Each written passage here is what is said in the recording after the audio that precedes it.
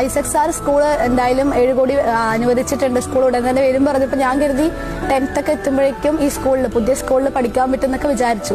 പക്ഷേ പറ്റിയില്ല. പിന്നീട് ASMലേക്ക് +1 +2 പഠിക്കാൻ മാറി. വിഷമമില്ല. പക്ഷെ ഇനി എന്താ വെച്ചാൽ ഇനിയുള്ള വരുന്ന കുട്ടികൾക്ക് ഇവിടെ പഠിക്കാൻ പറ്റുമല്ലോ എന്നുള്ളൊരു സന്തോഷമുണ്ട്. കവിത കൊണ്ട് എന്താണ് പ്രയോജനം എന്ന് ചോദിക്കുന്ന ആളുകൾ ഇപ്പോഴും നാട്ടിലുണ്ട്. ചെറിയൊരു കുട്ടിയുടെ കവിതയ്ക്ക് പോലും ഇത്രയും മാറ്റങ്ങൾ ഉണ്ടാക്കാൻ ഒരു പ്രദേശത്തിന്റെ മുഖച്ഛായയാകെ മാറ്റാൻ കഴിഞ്ഞെന്നുള്ളതാണ് കവിത കൊണ്ടുള്ള പ്രയോജനം. നമ്മൾ കൊറോണയ്ക്കെതിരെ പോരാടി വിജയിക്കുകയും ആനന്ദം നിറഞ്ഞ പുലരിയെ തിരികെ എത്തിക്കുകയും ചെയ്യും. പഴയ ലോകം പോലെ പുഞ്ചിരിക്കാം, നമുക്ക് ഒത്തുചേരാം, കൊറോണയെ തുരത്താം. ഈ കവിത മനസ്സിലായോ? കുറച്ച് പിന്നോട്ട് പോയാൽ പിടികിട്ടും. നേരം പുലരുകയും സൂര്യൻ സർവ്വതേജസ്സോടെ ഉദിക്കുകയും കനിവാർന്ന പൂക്കൾ വിരിയുകയും വെളിച്ചം ഭൂമിയെ സ്വർഗമാക്കുകയും ചെയ്യും.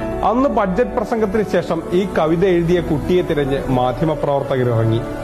അന്നവൾ തന്നെ തിരഞ്ഞെത്തിയവരോട് പറഞ്ഞത് ഒരാഗ്രഹം മാത്രം: പഠിക്കുന്ന സ്കൂളിന് പുതിയ കെട്ടിടം വേണം.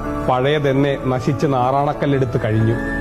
അന്നത്തെ 8ാം ക്ലാസ്സുകാരിയുടെ ആഗ്രഹം എത്രയും പെട്ടെന്ന് നിറവേറ്റാൻ അധികൃതർ തീരുമാനിച്ചു. 4 വർഷത്തിനിപ്പുറം സ്നേഹയുടെ ആഗ്രഹം യാഥാർത്ഥ്യമായി. അവൾക്ക് ഇവിടെ ഇരുന്ന് പഠിക്കാൻ കഴിഞ്ഞില്ലെങ്കിലും ഇനി വരുന്ന കുട്ടികൾക്ക് സുഖമായിരുന്നു പഠിക്കാൻ ഒരു കവിത കാരണമായി.